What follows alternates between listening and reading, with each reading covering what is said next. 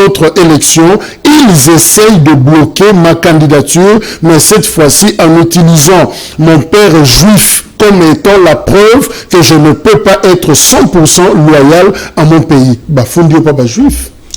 Je voudrais d'abord déplorer le langage excessif de cet acteur politique-là, M. Moïse Katumbi. Je crois qu'il aurait été utile qu'il puisse sortir publiquement et dire, au lieu de dire « ils essayent », il accuse tous les Congolais. Il aurait été utile qu'il dise « Noël Tchani a mis la proposition sur la table » et qu'il puisse épargner tous mes autres compatriotes donc des accusations futiles. Mais deux, je voudrais que M. Moïse Katumbi sache une chose. Nous sommes dans un pays qu'on appelle la République démocratique du Congo, qui appartient aux Congolais, ça n'appartient pas aux Juifs. Si lui, il va là-bas et il dit aux Juifs qu'il est Juif de père, ça veut dire qu'il n'est pas l'un de nôtres. Je pense que le peuple congolais a pris note de cela. Mais au-delà de cela aussi, les Congolais n'ont pas de leçons à recevoir de la part de qui que ce soit. Il peut aller au département d'État à Washington, il peut aller chez les Juifs où il veut. À la fin de la journée, le Congo, c'est un pays indépendant qui va rester indépendant et qui doit rester dirigé par les Congolais. Et je répète qu'il y a nécessité, déjà à partir de déclaration de M. Moïse Katumbi devant cette association juive, qui a nécessité pour notre Assemblée nationale de planifier la discussion sur cette proposition de loi parce que très clairement, il a démontré qu'il ne peut pas être loyal à 100% à l'égard de la République démocratique du Congo. Comment? Mais bien sûr que ça montre bien qu'il a, il a ce qu'on appelle la loyauté partagée. Quand il est avec les Juifs, il dit qu'il est Juif de par son père. Il est l'un de leurs. Et quand il est avec les Congolais, il veut nous faire croire que les Congolais. Mais la seule chose qu'il n'a pas dite dans cette présentation-là, il n'a pas dit donc sa mère elle est d'où. D'après les informations que nous avons collectées, sa mère elle est zambienne. Comment est-ce que quelqu'un dont la mère est zambienne, le père est juif, grec, italien, israélien, comment est-ce qu'il peut prétendre devenir président de la République démocratique du Congo? Et sa femme est burundaise. Moi, je pense qu'il n'a aucun lien. Il n'a aucun lien avec la République démocratique du Congo. Quand nous faisons des lois, on ne vise pas un individu. La loi, elle est impersonnelle. Mais justement, et nous, on va reprocher Noël Tchani, on a fixation sur Moïse Katumbi.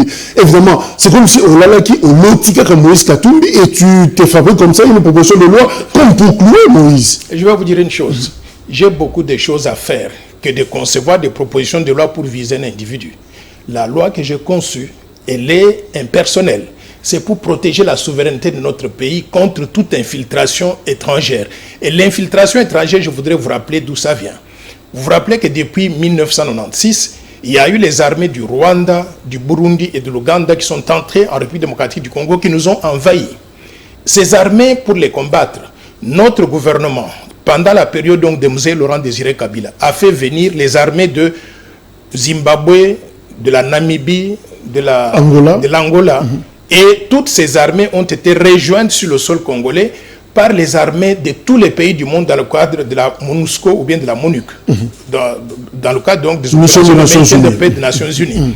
Ça veut dire qu'on a eu sur notre territoire près de 50 000 militaires étrangers. Ces 50 000 militaires étrangers se sont accouplés avec des femmes congolaises, faisant au passage près de 5 millions d'enfants. Ces enfants-là, ils sont congolais, parce qu'ils sont nés d'un père ou d'une mère congolaise, d'après la constitution congolaise. Et nous les acceptons tous, ils sont les nôtres, ce sont nos enfants. Mais ces enfants ne peuvent pas être 100% loyaux à l'égard de la République démocratique du Congo. Ils auront la loyauté partagée à tout moment entre le pays de leur père et le pays de leur mère. Moïse Katumbi vient de faire la démonstration de cela. Quand il y a un problème au Congo, il va nous accuser chez les Juifs en disant, vous êtes mes oncles paternels, voyez les autres là-bas, faites la campagne à travers le monde pour les étouffer. C'est ça que nous voulons éviter. Dans des postes de souveraineté nationale, présidence de la République, présidence du Sénat, présidence de l'Assemblée nationale, Premier ministre, les ministres régaliens, c'est-à-dire finances, budget, affaires étrangères, justice, mais également le haut commandement militaire et le haut commandement de la police nationale et le haut magistrat de la République, le président de la Commission électorale nationale indépendante, le gouverneur de la Banque centrale du Congo, l'administrateur de l'ANER et aussi le directeur général des migrations. Tous ces postes-là sont des postes de souveraineté. Ils doivent revenir aux Congolais nés de père et de mère congolais, c'est-à-dire des gens qui seront 100% loyaux à la République démocratique du Congo et qui ne vont pas nous accuser dans le pays de leur père pour faire la campagne contre la RDC comme Moïse Katumbi.